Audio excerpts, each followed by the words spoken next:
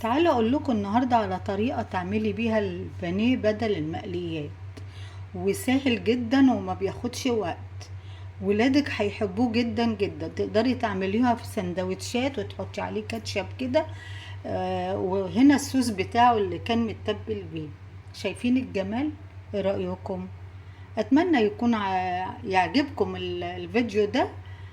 ولو عجبكم ما تنسونيش في المشاهدة والمتابعة عشان يوصلكم مني كل جديد. ويلا بينا نقول بسم الله ونصلي على سيدنا رسول الله عليه أفضل الصلاة والسلام. صباح الخير، صباح الخير على أحلى متابعين، وأهلا بيكم في قناتي، قناة ماما سوسو. النهاردة هنعمل بانيه مشوي مش مقلي. خلاص نبعد شوية عن المقليات والزيت والحاجات دي كلها، بتبقى صعبة شوية. يلا بينا نشوف الطريقة. ولو عجبكم الطريقة ما تنسونيش في الدعم بتاعكم، الاشتراكات وتعليق الجرس عشان يوصلكم مني كل جديد. وقبل ما نبدأ نسمي الله ونصلي على سيدنا رسول الله. وتعالى اقول لكم على الحاجة اللي انا هحطها. مبدئيا كده نسمي الله. عندك عسل نحلة، ما عندكيش حطي ممكن سكر. مش عايزة تحطي حاجة خالص مش مشكلة. هنحط هنا معلقة اول فتحانه. بس كده كفاية معلقة يا عم، معلقة. تمام خلاص. اول فتحانه اما ادوق منه طبعا جميل. دي من مزرعة سلفتي. نيجي بقى هنا نحط كاتشب. نقف شوية قبل الأذان ما يد. الأذان خلص. أنا هنا حطيت عسل، معلقة عسل. تمام. عندك كاتشب ماشي، عندك صلصة ماشي، اللي عندك موجود حطيه. طب ليه كده؟ ليه كده وحشة؟ ليه تنطي فيها كده؟ ادي كيس يعني تمام. بيخلي لونه حلو. مستردة، وعندكيش مستردة برضو عندك الكركم بديله. تمام. ونحط هنا معلقة برضو، بيخلي لونه حلو برضو جدا. والمستردة يا قربت تخلص خلاص. بنيجي على البهارات. فلفل اسود، ملح، تاني بهارات السبع حبوب. كمان في بهارات الفراخ. الفراخ يعني الفراخ، بابريكا. خلاص هو كده تمام. نزلهم كلهم كده. ايه تاني؟ معلقة عسل، معلقة زيت، معلقة زيت.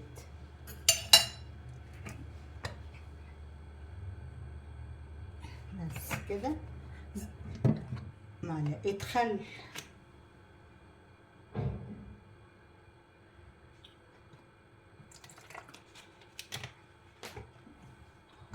هقلبهم بقى كويس قوي كده في بعض. شيل الحاجات دي كده من جنبنا، وتكوني غاسله الفراخ كويس، نقعها طبعا بالمحلول بتاعها. وايه تاني بقى؟ وصفياه وخلاص. هننزل بقى الفراخ ثواني. يلا بينا بقى ننزل الفراخ. قلبيه كده كويس كده عشان كله يندمج مع بعض. نزل الفراخ واحده واحده كده. بس بقى تقعد ممكن ساعة، تقعد ساعتين، تقعد 3 حسب ظروفك.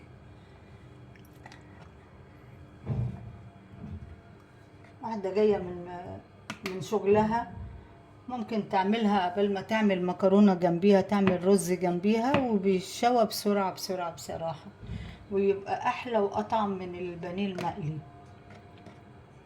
ولادك هيحبوه على فكرة يعني.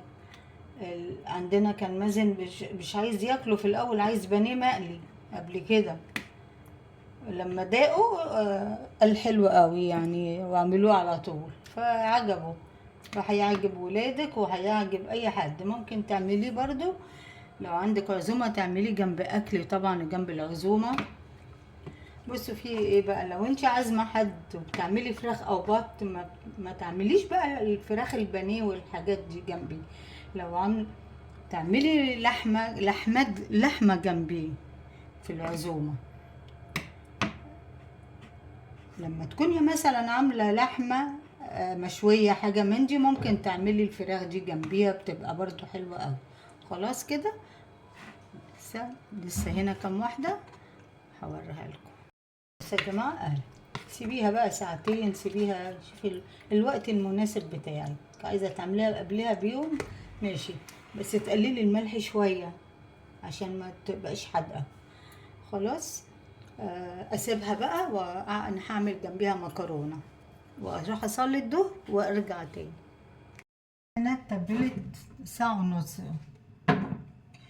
كفايه بقى عليها كده، ان عشان انا مش فاضيه. بصي هنا في الجريلا او اي طاسه ما تكونش بتلزق، ولو حتى بتلزق بتحطي معلقه زيت. اهو انا حاطه معلقه زيت، دي اللي بشتغل بيها على طول. بحطها على النار تسخن، بس تسخن شويه. تمام، شويه كده اما تسخن هقول لكم هنعمل ايه. خلاص هي كده سخنت. ننزل بقى، اقرب دي كده عشان حاجتها ما تنزلش. بسم الله. خلاص كده طيب كده.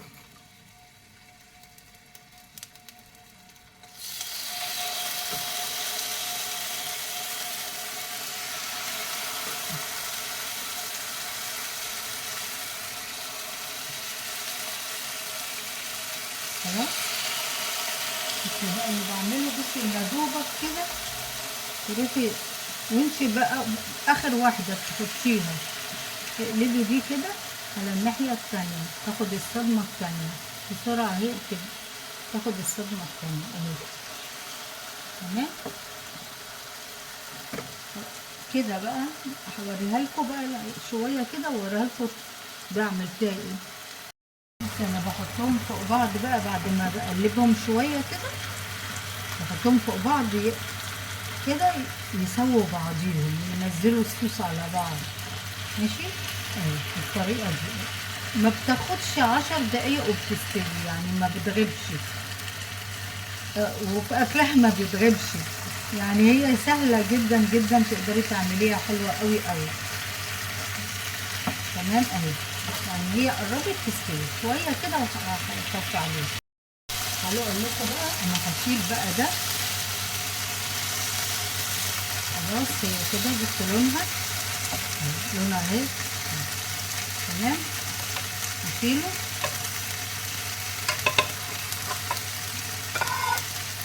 اهو. والصوص اللي كان فيه ما برميهوش، هقول لكم هعمل فيه ايه. خلاص هشيله. بص اللون الجميل اهو. بصوا بقى انا شيلته. مطرح بقى الصوص ده بغليه، بيبقى طعمه حلو جدا، لان هو اصلا نضيف. يغلي غلوتين كده وتستعمليه بقى مع الاكل، مقولكيش على الطعم وجماله. خلاص كده. شايفين الجمال؟ شايفين؟ حلو قوي. والصوص اهو استوى كده، يعني سخنته لحد ما يتسبك كده، بيبقى حلو قوي قوي. تمام اهي. بصي ولونها جميل جدا جدا. اتمنى يكون عجبكم الفيديو ده بالطريقه دي، ولو عجبكم ما تنسونيش في الدعم بتاعكم اللي انا محتاجه له من حاجتكم الجميله، الاشتراك واللايكات بتاعتكم. وكل لايك بيرفع الفيديو، بيبقى حاجه جميله جدا منكم. لكم الى اللقاء في فيديو جديد في مطبخ ماما سويسو. باي باي.